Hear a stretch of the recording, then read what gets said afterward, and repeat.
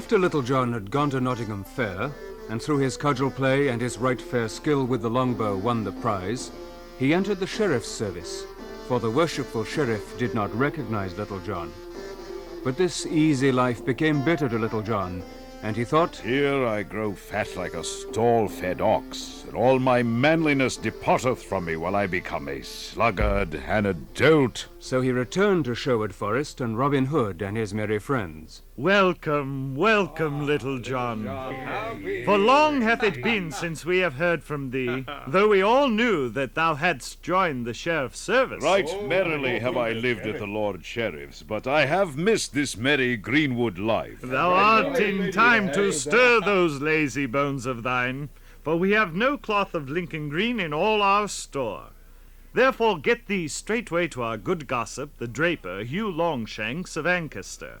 Bid him send us 20 score yards of fair cloth, and mayhap the journey may take some of the fat from off thy bones that thou hast gotten from lazy living at our dear sheriff's. I may have more flesh upon my joints than I once had, yet flesh or no flesh, I doubt not that I could still hold my place and footing upon a narrow bridge against e'er a yeoman in Sherwood, even though he had no more fat about his bones than thou hast, good master.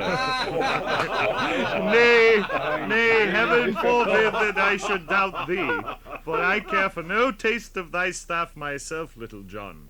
Nevertheless, go thou as I bid to our good Hugh for the cloth of Lincoln green. Then up got Little John, and taking a bag of gold, set forth upon his journey.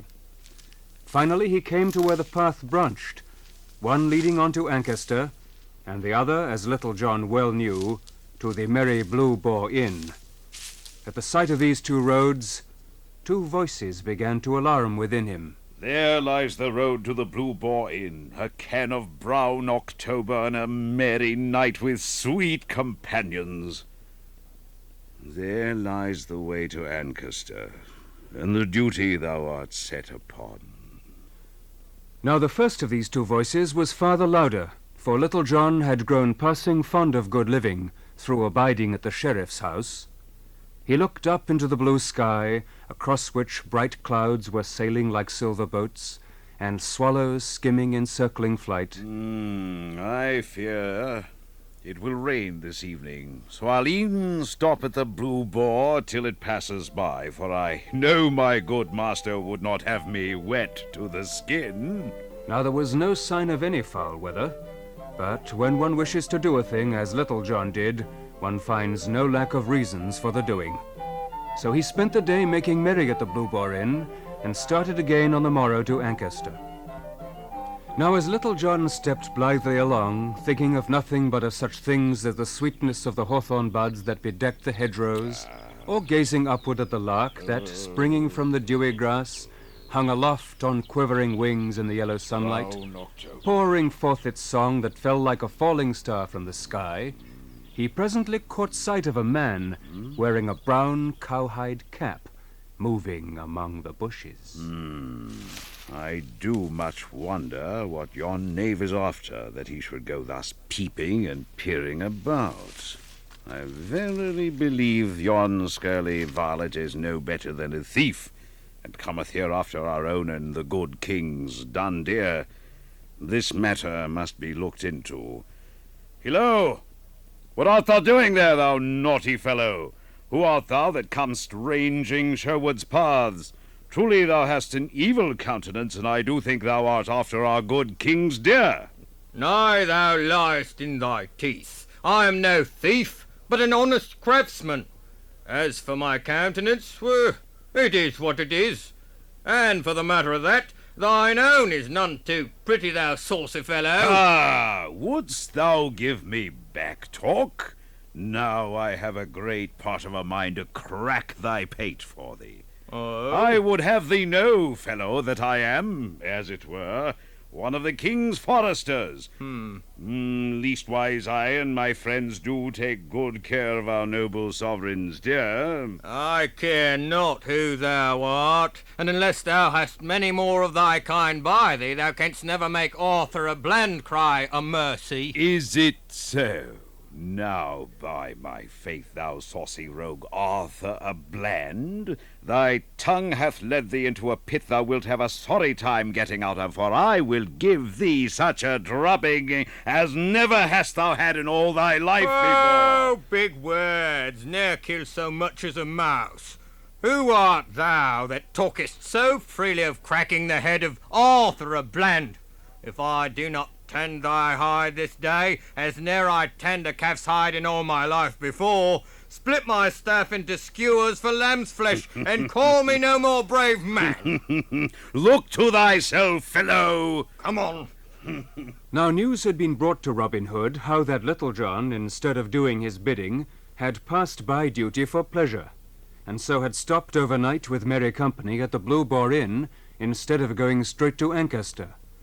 So as Robin walked along the path in search of Little John, putting together the words he would use to chide him, he heard the loud and angry voices and the sound of fighting. So cautiously he made his way through the thickets whence the voices came, and, pushing aside the leaves, peeped into the little open space where Little John and Arthur a Bland were fighting.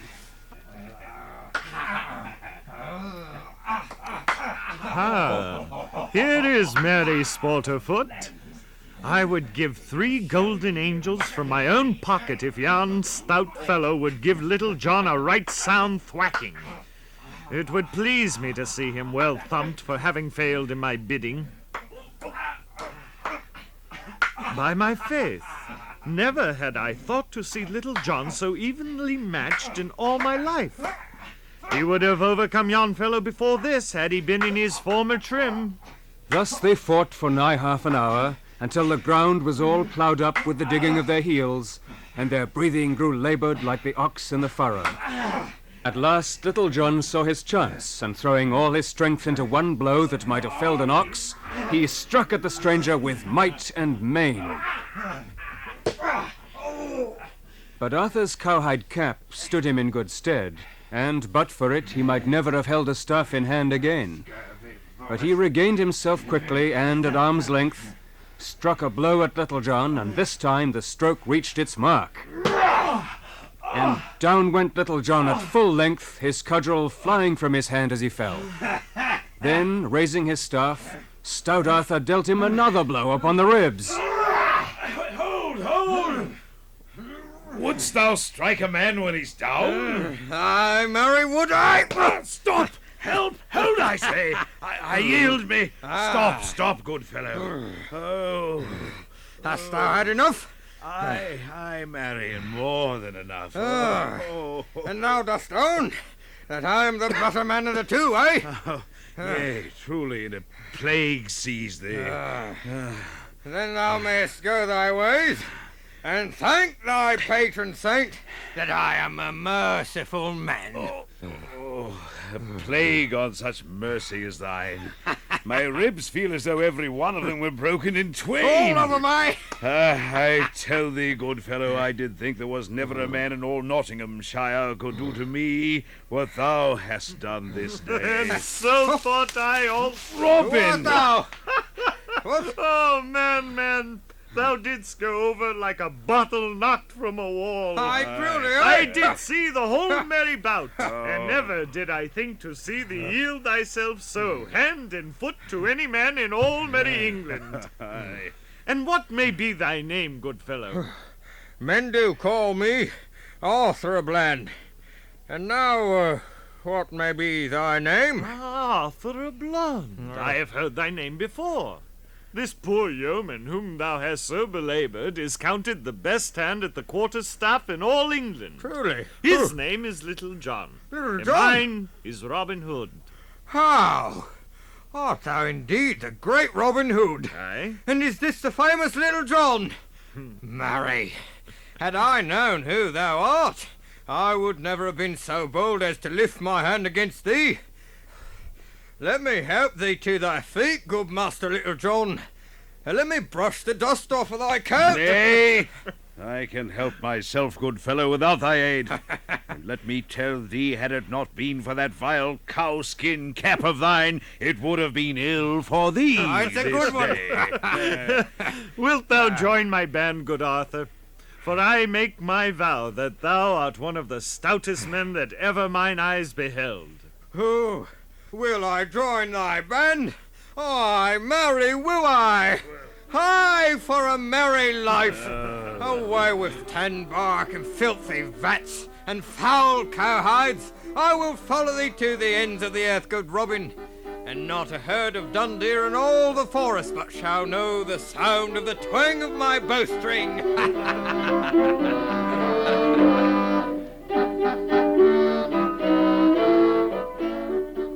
Thus they travelled along the sunny road, Robin, Little John, and Arthur a Bland, the tanner of Blythe, 3 stout fellows such as you could hardly match anywhere else in all merry England. Now, Little John, why didst thou not go straight to Ancaster yesterday, as I told thee? I feared the rain that threatened. The rain? Why, thou great oaf, not a drop of rain has fallen these 3 days. Neither has any threatened, nor hath there been a sign of foul weather in earth or sky or water. Nevertheless, the holy Saint Swithin holdeth the waters of the heavens in his pewter pot, and he could have poured them out had he chosen, even from a clear sky. And wouldst thou have had me wet to the skin? Oh, Little John, what butter wits thou hast in that head of thine. Who could hold anger against such a one as thou art? Truly. After they had travelled some distance, the 3 sturdy yeomen stopped by a pleasant little fountain of water to slake their thirst and to rest. All was so pleasant and so full of the gentle joys of the bright Maytime that for a long time none of the 3 cared to speak, but each lay on his back, gazing up through the trembling leaves of the trees to the bright sky overhead. Then Robin spied a young man walking slowly down the highway, and in his hand he bore an early rose, which he smelled at daintily now and then. Hey day, yon is a gaily feathered bird, I take my vow. Aye, a fine figure he cuts with his doublet of scarlet silk, and his stockings also. He hath a handsome sword. By my life, saw ye e'er such a pretty mincing fellow? Truly his clothes have overmuch prettiness for my taste.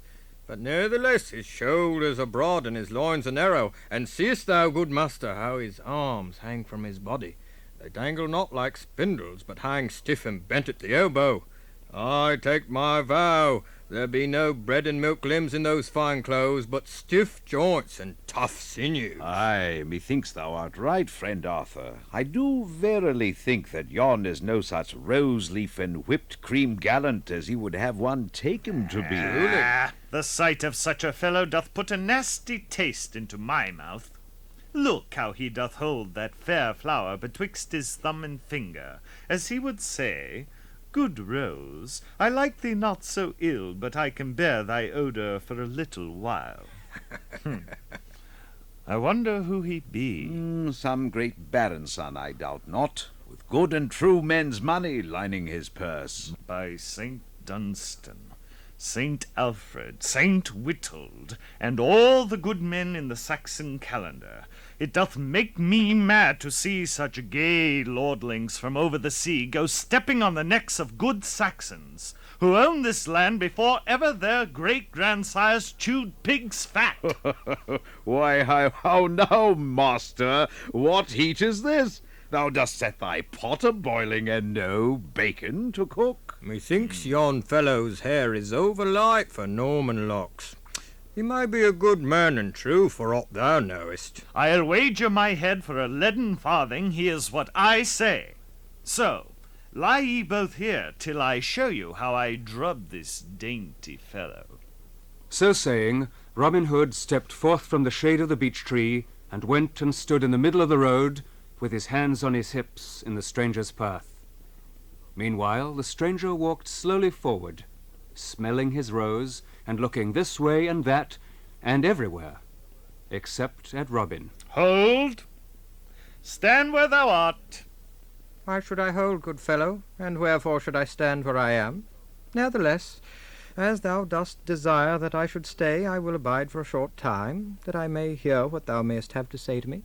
As our old sage Swanthold saith, he who is fat from over-living must needs lose blood. I would have thee know, fair friend, that I levy a certain toll upon such as come hereabouts. Therefore, if thou canst leave off smelling thy rose, I would have thee deliver to me thy purse, that I may look into it and judge, to the best of my poor powers, whether thou hast more wealth about thee than our law allows. I do love to hear thee talk, thou pretty fellow, and if thou art not yet done, finish, I beseech thee. I have yet some little time to stay. I have said all! Now, if thou wilt give me thy purse, I shall see what it may hold. I will take none from thee if thou hast but little. Alas, it doth grieve me much that I cannot do as thou dost wish. I have nothing to give thee. Let me go my way, I prithee. I have done thee no harm. Nay, thou goest not till thou hast shown me thy purse. Good friend, I have given thee much time, and have heard thee patiently. Prithee, let me depart in peace. I have spoken to thee, friend, and now I tell thee again, that thou goest not one step forward till thou hast done as I bid thee. Alas, it doth grieve me that this thing must be. I fear much that I must slay thee, thou poor fellow. Put by thy weapon. I would take no advantage of thee. Thy sword cannot stand against an oaken staff such as mine. I could snap it like a barley straw. Oh, If thou hast a taste for a sound drubbing, take thee a cudgel from yonder oaken thicket and defend thyself fairly. thou art right, good fellow. Truly my sword is no match for that cudgel of thine. Bide thee a while till I get me a staff. All this time Little John and Arthur watched good Robin and the stranger, who at this time threw aside the rose he had been holding, thrust his sword back into the scabbard, and stepped to the roadside, where grew a little clump of ground oaks. Choosing among them, he presently found a sapling to his liking. He did not cut it, but rolling up his sleeves a little way, he laid hold of it, placed his heel against the ground, and with one mighty pull, plucked the young tree up by the roots from the very earth. Then he came back, trimming away the roots and tender stems with his sword, as quietly as if he had done naught to speak of. By the breath of my body, sawest thou that, Arthur? Aye, marry, I think our poor master will stand but an ill chance with yon fellow. By Our Lady, he plucked up yon green tree as if it were a barley straw. When they were both ready, they did begin. This way and that they fought, and back and forth, Robin's skill against the stranger's strength. The dust of the highway rose up around them like a cloud, so that at times Little John and the tanner could see nothing, but hear only the rattle of the staves against one another. Thrice Robin struck the stranger, once upon the arm, and twice upon the ribs. At last the stranger struck Robin's cudgel so fairly in the middle that he could hardly hold his staff in his hand. Again he struck, and Robin bent beneath the blow. A third time he struck, and now not only fairly beat down Robin's guard, but gave him such a rap also that down Robin tumbled into the dusty road. Hold! Hold! Hold! I yield me. Hold! Give over, I say. Nay, if there be two more of you, and each as stout as this good fellow, I'm likely to have my hands full. Nevertheless, come on, and I will strive my best to serve you all. Stop. We will fight no more. Well, this is an ill day for thee and me, Little John. I do verily believe that my wrist and arm are palsied by the jar of the blow that this stranger struck me. Good master, indeed thou art in an ill plight. Marry, thy jerkin is all befouled with the dust of the road. Let me help thee to arise. A plague on thy aid. I can get to my feet without thy help. Nay, at least let me dust thy coat for thee. My coat hath been dusted enough already without aid of thine. What be thy name, good fellow? My name is Gamwell. Is it even so? In so. I have a near kin of that name. Whence camest thou, fair friend? From Maxfield town I come. There I was born and bred, and thence I come to seek my mother's young brother, whom men call Robin Hood. So, if perchance thou mayst direct me, Will Gamwell? Surely it can be none other. Dost thou not know me, lad? Look upon me well. Now, by the breath of my body, I do believe from my heart that thou art mine own Uncle Robin. Why, how now, what a change is here! Verily, some 8 or 10 years ago, I left thee a stripling lad with Aye. great joints and ill-hung limbs. Aye. And lo, here thou art, as tight a fellow as e'er I set mine eyes upon. Had I known who thou wert, I would never have dared to lift my hand against thee this day. I trust I did thee no great harm. No, thou didst not harm me. Yet I will say, lad, that I hope I may never again feel such a blow as thou didst give me. Oh. By Our Lady, my arm doth tingle yet from fingernail to elbow. I tell thee, coz, that thou art the strongest man that ever I laid mine eyes upon. I felt my stomach quake when I beheld thee pluck up yon green tree as thou didst. Oh, 'twas nothing. How camest thou to seek me? It is an ill story, uncle. One day my father's steward, a saucy varlet, sought to berate my father, I standing by. So, stepping forth, I gave him a box on the ear, and wouldst thou believe it, the fellow straightway died of it. Thou wilt be welcome among my merry band, Goodwill, Thank you. but thou must change thy name. Huh? Thou shalt henceforth be called Will Scarlet. Will Scarlet? The name fitteth thee well. Right glad am I to welcome thee among us. I am called Little John. And I, too, am a new member who hath lately joined these merry fellows. Arthur a Blend I am called.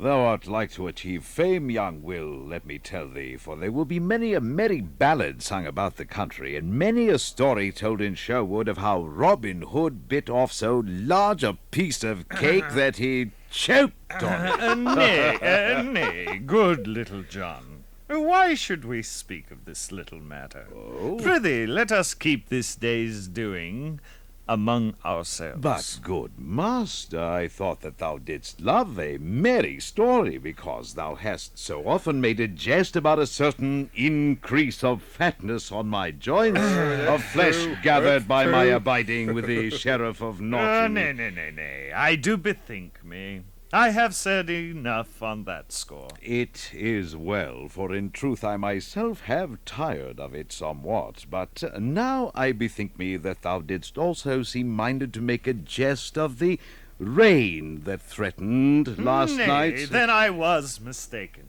I remember me now. It did seem to threaten rain. Truly I did think so myself. No doubt thou dost think it was wise, therefore, of me to abide all night at the Blue Boar Inn, instead of venturing forth in such stormy weather, dost thou not? A plague of thee and thy doings. Good. As for myself, I have been blind this day. I did not see thee drubbed. I did not see thee tumbled heels over head in the dust, and if any man says that thou wert, I can with a clear conscience rattle his lying tongue betwixt his teeth. Come, we will go no further today, but will return to Sherwood. And thou, Little John, shall go to Ancaster another time.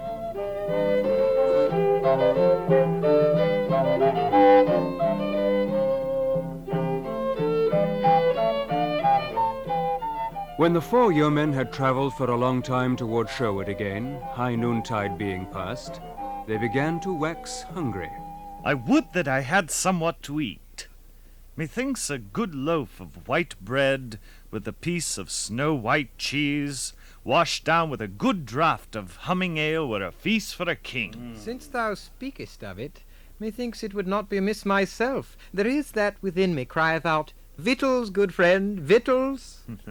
I know a house nearby, and had I but the money, I would bring ye that ye speak of. I have money by me, good master. Why, so thou hast, Little John. How much money will it take, good Arthur, to buy us meat and drink? I think that 6 broad pennies would buy food enough for a dozen men. Then give him 6 pennies, Little John, for methinks food for 3 men will about fit my need. So Arthur left and returned bearing a great brown loaf of bread and a fair round cheese and a goatskin full of ale. And the good yeoman ate every crumb of bread and cheese and had many a pull at the ale until all were full enough.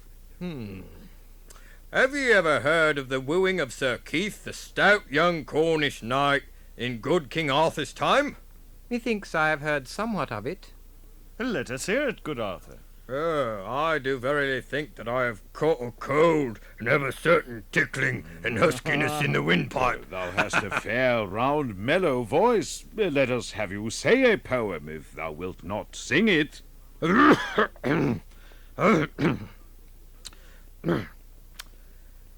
King Arthur sat in his royal hall, and about on either hand was many a noble lordling tall, the greatest in the land. Sat Lancelot with riven locks, Gawain with golden hair, Sir Tristram Kay who kept the locks, and many another there. And through the steined windows bright, from all the red-tiled eaves, the sunlight blies with coloured light on golden helms and greaves. But suddenly a silence came about the table round, for up the hall there walked a dame, bent nigh unto the ground. Her nose was hooked, her eyes were bleared, her locks were lank and white. Upon her chin there grew a beard, she was a gruesome sight. And so with crawling step she came, and kneeled at Arthur's feet. Quoth Kay, she is the foulest dame that ever my sight did greet. O mighty king, of thee I crave a boon on bended knee. 'Twas thus she spoke. What wouldst thou have, quoth Arthur, king, of me? Quoth she, I have a foul disease, doth gnaw my very heart, and but one thing can bring me ease, or cure my bitter smart. There is no rest, no ease for me north, east, or west, or south, till Christian knight will willingly thrice kiss me on the mouth. Nor wedded may this child have been that giveth ease to me, nor may he be constrained, I ween, but kiss me willingly. So is there here one Christian knight of such a noble strain, that he will give a tortured wight sweet ease of mortal pine? A wedded man, quoth Arthur king, a wedded man I be, else would I deem it noble thing to kiss thee willingly.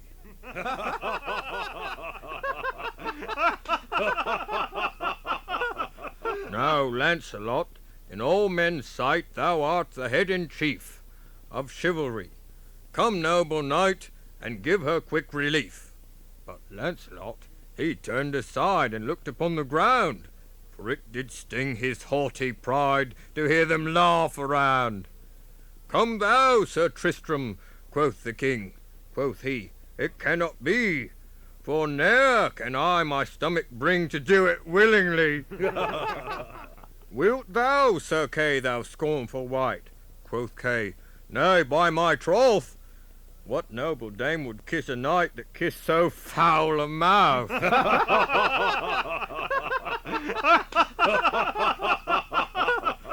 Wilt thou, Gawain? I cannot, king. Sir Geraint? Nay, not I. My kisses no relief could bring, for sooner would I die. Then up and spake the youngest man of all about the board. Now such relief as Christian can, I'll give to her, my lord. It was Sir Keith, a youthful knight, yet strong of limb and bold, with beard upon his chin as light as finest threads of gold. Quoth Kay, he hath no mistress yet, that he may call his own, but here is one that's quick to get, as she herself has shown. He kissed her once, he kissed her twice, he kissed her 3 times o'er, and wondrous chind came in a trice, and she was foul no more. Her cheeks grew red as any rose, her brow as white as lawn, her bosom like the winter snows, her eyes like those of fawn. Her breath grew sweet as summer breeze that blows the meadows o'er, her voice grew soft as rustling trees, and cracked and harsh no more. Her hair grew glittering like the gold, her hands as white as milk. Her filthy rags so foul and old was changed to robes of silk.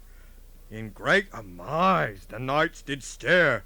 Quoth Kay, I make my vow, if it will please thee, lady fair, I'll gladly kiss thee now. But young Sir Keith kneeled on one knee, and kissed her robe so fair. Oh, let me be thy slave, said he, for none to thee compare. She bent her down and kissed his brow, she kissed his lips and eyes. Quoth she, thou art my master now, my lord, my love, arise. And all the wealth that is mine own, my lands I give to thee, for never knight hath lady shown such noble courtesy. Bewitched was I, in bitter pain, but thou hast set me free.